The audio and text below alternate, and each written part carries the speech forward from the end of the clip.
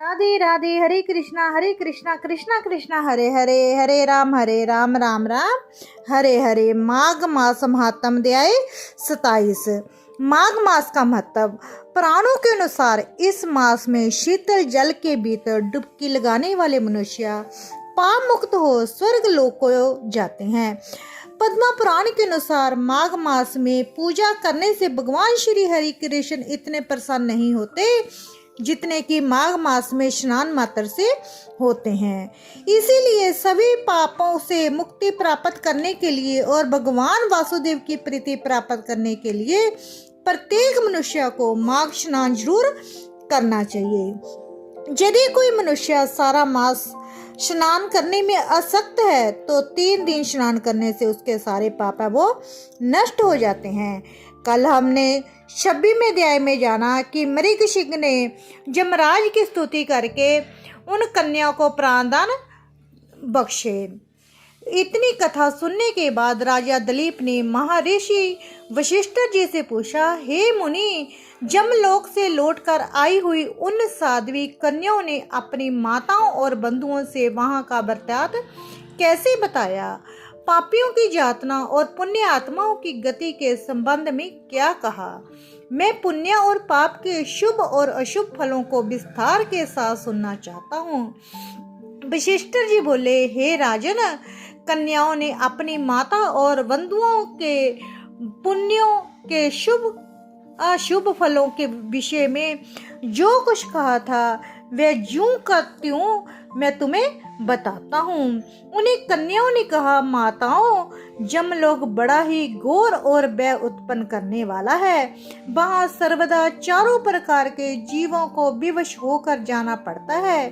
घर में रहने वाले अथवा जन्म लेने वाले शिशु, बालक, तरुण, अधेड़, बूढ़े, स्त्री, पुरुष और नपुंसक सभी तरह के जीवों को वहां जाना होता है। वहां चित्रगुप्त आदि समदर्शी एक मध्यवस्थ सत्पुरुष मिलकर देहधारियों के शुभ और अशुभ फल का विचार करते हैं। इस लोक में जो शुभ कर्म करने वाले कोमल हृदय तथा दयालु पुरुष हैं वे सौम्य मार्ग से जमराज में जाते हैं।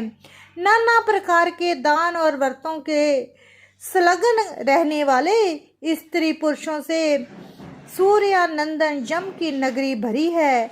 माघ स्नान करने वाले लोग वहां विशेष रूप से सुशोभित होते हैं। धर्मराज उनका अधिक सम्मान करते हैं। वहां उनके लिए सब प्रकार की भोग सामग्री सुलभ होती है। माघ स्नान में मन लगाने वाले लोगों के सैकड़ों हजारों विचित्र विमान वहां शोभा पाते हैं। इन पुण्यात्माओं जीवों को विमान में बिठाकर आते देख सूर्यानंदन जम अपने आसन से उठकर खड़े हो जाते हैं और अपने पार्षदों के साथ जाकर उन सब की अगवानी करते हैं। फिर स्वागत पूर्वक आसन दे प्रिय वचनों में कहते हैं, आप लोग अपने आत्म का कल्याण करने वाले महात्मा हैं। अंतएव धन्य है क्योंकि अपने दिव्य सुख की प्राप्ति के लिए पुण्य का उपार्जन किया है। अंत आप इस विमान पर बैठकर स्वर्ग को जाइए। स्वर्ग लोक की भी कहीं तुलना नहीं है। वह सब प्रकार के दिव्य भोगों से परिपूर्ण है। इस प्रकार उनकी अनुमति ले पुण्यात्मा पुरुष सर्वलोक में जाते हैं। माताओं तथा बंधुओं, अब हम वहाँ की पापी जीवों के कष्टों का वर्णन करते हैं। आप सब लोग धैर्य धारण करके सुनो। जो क्रूरतापूर्वक कर्म करने वाले और दान ना देने वाले पापी जीव हैं वे वहाँ जमराज के घर में अत्यंत भयंकर दक्षिण मार्ग से जाते हैं। जमराज का नगर अनेक रूपों से में स्थित है। उनका विस्तार चारों ओर से 86,000 योजन समझना चाहिए। पुण्य कर्म करने वाले पुरुषों को बहुत निकट सा जान पड़ता है, किंतु भयंकर मार्ग से जाने वाले पापी जीवों के लिए वे अत्यंत दूर है। वह मार्ग कहीं तो तीखे कांटों से भरा होता है और कहीं रेत एवं कंकड़ों से, कहीं पत्थर के ऐसे टुकड़े बिछे होते हैं जिनका किनारा शूरों की धारों के समान तीखा होता है।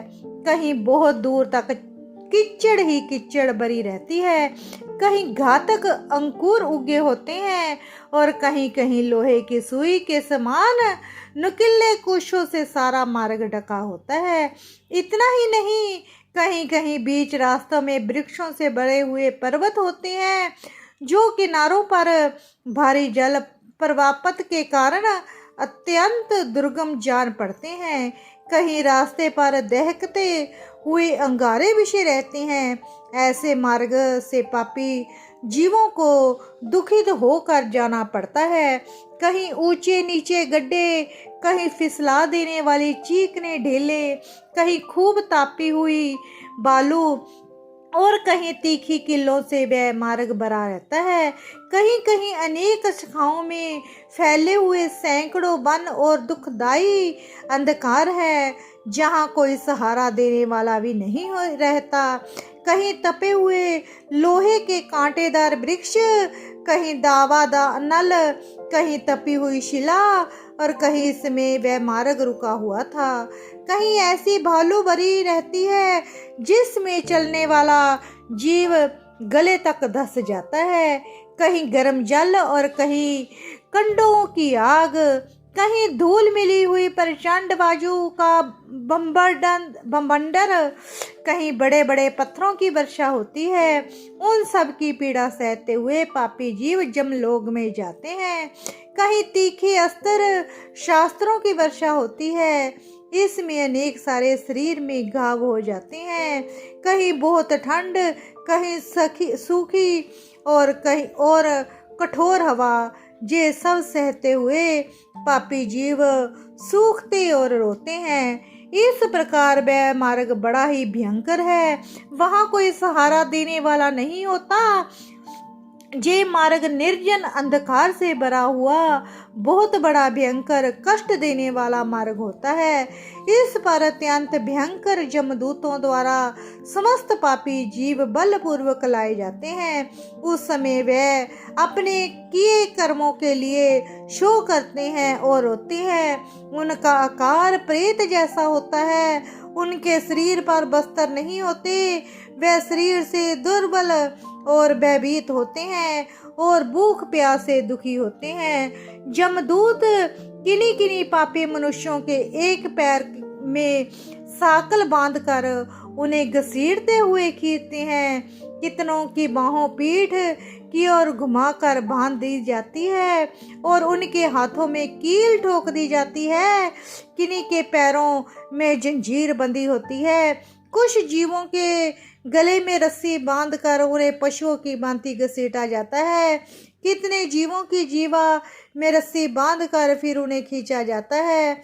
जमदूत किन्हीं की नाक बांधकर खींचते हैं और किन्हीं के गाल और तथा होठ छेद कर उनमें रस्सी डाल देते हैं और उन्हें उस रस्सी से खींच कर ले जाते हैं। किन्हीं को भालों में से छेदा जाता है और कुछ बाणों से घायल किए जाते हैं। कुछ को लोहे के डंडों से पीटा जाता है। वे चीखते चिल्लाते हुए इधर उधर भागते हैं। इस प्रकार उन्हें विवश करके जमलोक में ले जाया जाता है। वे भूख प्यास से पीड़ित होकर अन्न और जल मांगते हैं, धूप से बचने के लिए छाया की प्रार्थना करते हैं और शीत से दुखी होकर तापने के लिए अग्नि मांगते हैं। इस प्रकार अत्यंत दुखमय मार्ग से चलकर जब ये प्रेत लोक में पहुंचते हैं तब दूत उन्हें जमराज के आगे उपस्थित करते हैं।